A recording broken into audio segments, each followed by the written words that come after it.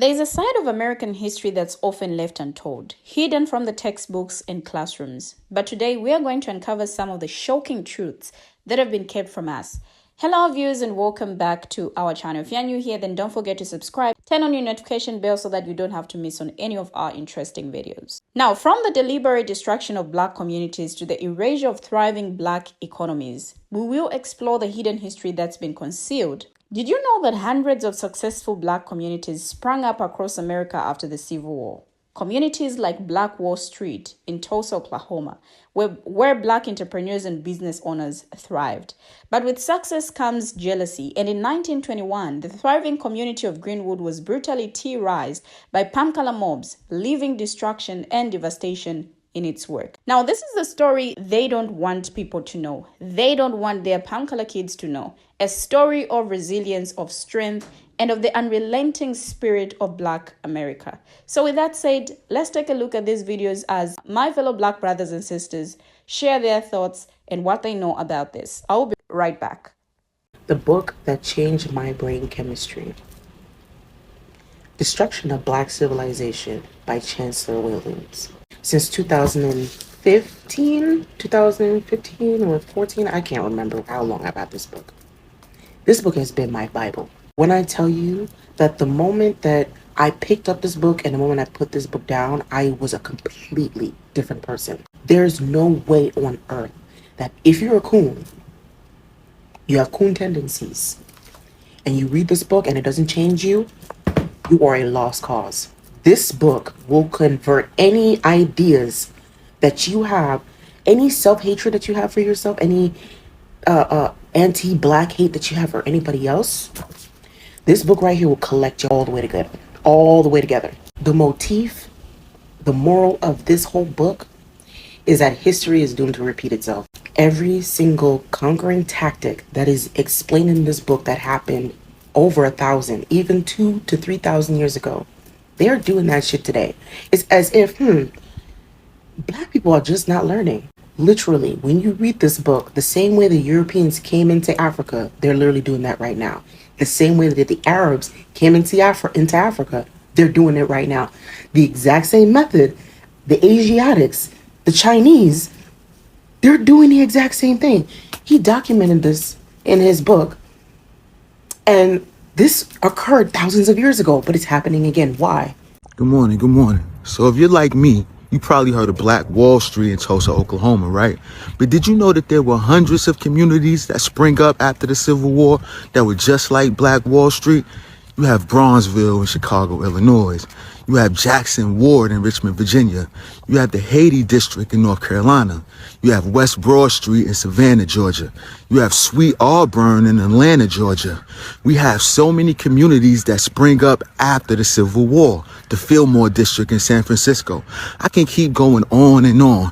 You see, after the Civil War, many African Americans were looking for places to set up communities, so they traveled all over America and set up successful business-oriented communities. There were banks, hospitals, barbershops, insurance companies, school buildings, you name it, they had it. Just check it out if you want to learn some more. Unfortunately, this is something they will not teach you in schools unless you're in higher academia, and that's if you're in a prominent either African American college or university, or actually minoring or majoring in African American studies. The Tulsa massacre was triggered by an incident on May 30th, 1921, when a young man, Black man, named Dick Rowland was accused of assaulting a young white woman named Sarah Page in an elevator. Despite conflicting accounts and evidence suggesting that the interaction was misinterpreted or exaggerated, Rowland was arrested. Racial tensions in Tulsa were already high, fueled by segregation, economic disparities, and resentment over the success of the Black community in Greenwood. When a newspaper report about the alleged assault incited outrage among the white population, a mob gathered at the courthouse where Rowland was held, demanding that he was. In response, A group of black men, many of them World War I veterans, went to the courthouse to protect Roland. Clashes between the white mob and the black defenders escalated into full-scale violence. The white mob, often supported by local authorities, they looted, burned, and destroyed Greenwood. This was driven by deeply entrenched racism, economic jealousy, and the perceived threat of black prosperity and autonomy. The anniversary of the Tulsa massacre is on May 31st, today, and June 1st. The violence began on the evening of May 31st, 1921, and it continued into the following day on June 1st, 1921. This happened on U.S. soil. You need to know about it, read up about it, and know your history. What's a historical fact that you had to learn on your own? Oh yeah, I've got one. Let's talk about the Tulsa race matter. Now, thanks to TikTok, a lot of y'all are knowledgeable about this already. However, I didn't find out about this until my freshman year of college. I went to an HBCU, so they taught us the truth. Before my HBCU, I went to predominantly white schools, so obviously I didn't learn that in history. For those that don't know, the Tulsa race happened in 1921 in the Greenwood district of Tulsa, Oklahoma. There was this thriving black community there that they called Black Wall Street. Black-owned restaurants and businesses and people just thriving and enjoying life. White folks didn't like that, so they decided to completely terrorize the entire Black Wall Street community for 2 long days. They set places on fire, over 800 people, all because they were black in a thriving community by themselves, minding their business. I don't teach this in public school, and it's because they're ashamed of it, and they should be. What do y'all know about Black Wall Street? Or better yet, what towns do you know? If you only know Tulsa, I don't judge you, because that's the only one we learn about. But there was over 49 more, and over 100 more all over the country, but 49 more surrounding Tulsa.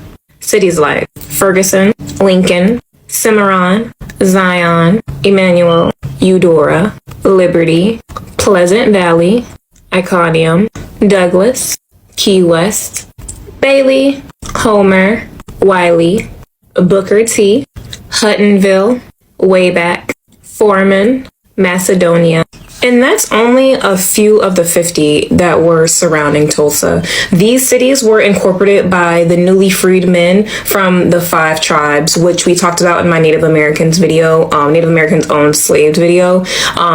Once America tricked them into freeing their slaves, those freed black men ultimately established themselves in Oklahoma, because Oklahoma was considered a promised land. It was beautiful. They were familiar with Oklahoma because that was where a lot of the major reservations were. It was surrounding the Oklahoma area, and it's actually called the Land Rush. The land rush was basically when that Oklahoma, that Midwestern land was up for grabs, and freedmen did what the word entails. They rushed to that land, and it wasn't just one person. They band together. It was a true community, and they had every business you can possibly think of. Whatever business you have in your city, they had that, and it was all black. And a lot of these cities actually made clauses and kind of like laws within their own land that you cannot buy land on this land if you're white, which I love that. So during the land rush, it was actually said that up to 2 million acres of land was up for grabs. And there was a black man named Edwin McCabe. He was an auditor for Oklahoma, and he created the Herald newspaper. I believe it was the Langston City Herald newspaper. And it was basically to let the black people know, newly freed black people know, hey, there's land over here. It was really the only newspaper that black people read at that time. It was very easy to read at that time as well. And it basically told them, come over here.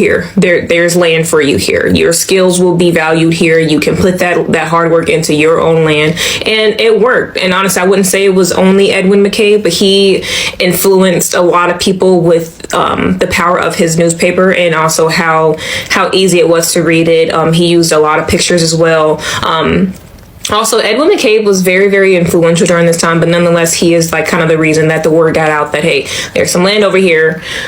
come get it. Now, I want to start with a book mentioned by a sister, The Destruction of Black Civilization, which took Chancellor Williams 16 years of research and field study to compile.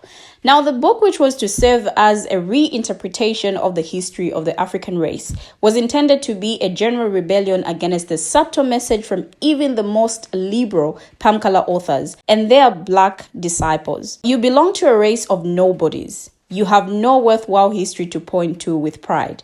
Now, the book was written at a time when many Black students, educators, and scholars were starting to piece together the connection between the way their history was taught and the way they were perceived by others and by themselves. Now, they began to question assumptions made about their history and took it upon themselves to create a new body of historical research. Now, the book is based on the question, if the Blacks were among the very first builders of civilization and their land and the birthplace of civilization, what has happened to them that has left them since then?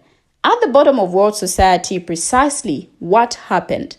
Now, the Pamkala answer is simple and well known. The Blacks have always been at the bottom. Now, Williams instead contends that many elements, nature, imperialism, and stolen legacies have aided in the destruction of the Black civilization. The destruction of Black civilization is revelatory and revolutionary because it offers a new approach to the research, teaching and study of African history by shifting the main focus from the history of Arabs and Europeans in Africa to the Africans themselves, offering instead a history of Blacks that is a history of Blacks, because only from history can we learn what our strengths were and especially in what particular aspect we are weak and vulnerable. Now, our history can then become at once the foundation and guiding light for united efforts in seriously planning what we should be about now. It was part of the evolution of the Black Revolution that took place in the 1970s as the focus shifted from politics to matters of the mind. Now, imagine a community of great possibilities and prosperity built by Black people for Black people. Places to work, places to live, places to learn and shop and play, places to worship. Now, imagine it being ravaged by flames. In May 1921, the Tulsa, Oklahoma neighborhood of Greenwood was a fully realized antidote to the racial oppression of the time. Built in the early part of the century in a northern pocket of the city, it was a thriving community of commerce and family life to its roughly 10,000 residents. But a century ago, a prosperous Black neighborhood in Tulsa, Oklahoma perished at the hands of a violent Pamkala mob. Now, the Tulsa race massacre of 1921 unalived hundreds of residents, burned more than 1,250 homes, and erased years of Black success. It being the single worst incident of racial violence in American history, the bloody 1921 outbreak in Tulsa has continued to haunt Oklahomans. During the course of 18 terrible hours on May 31 and June 1st, 1921, more than 1,000 homes and businesses were destroyed, while credible estimates of unalivings range from 50 to 300. By the time the violence ended, the city had been placed under martial law. Thousands of Tulsans were being held under armed guard, and the state's second largest African American community had been burned to the ground. Now, one of a number of similar episodes nationwide, the outbreak occurred during an era of acute racial tensions, characterized by the birth and rapid growth of the so-called Second KK clan, and by the determined efforts of African Americans to resist attacks upon their communities, particularly in the matter of unaliving. Such trends were mirrored both statewide and in Tulsa. By early 1921, Tulsa was a modern city with a population of more than 100,000, and most of the city's 10,000 African American residents lived in the Greenwood district, a vibrant neighborhood that was home to 2 newspapers, several churches, a library branch, and scores of Black-owned businesses. Now, the devastating destruction of Tulsa's thriving Black community in 1921 leaves one question. What could drive a Pamkala mob to commit such atrocities? Well, the answer, as Chancellor Williams so astutely pointed out in his book, Destruction of Black Civilization, lies in the profound impact of historical events on the trajectory of Black people. Now, Williams' work reveals that Black people were among the first builders of civilization, with their land being the birthplace of civilization itself. So what happened to cause their decline to the bottom of world society? Now, the Pamkala response is telling. The Blacks have always been at the bottom. Now, this is the answer I want to marry to that question, because this answer exposes a profound truth.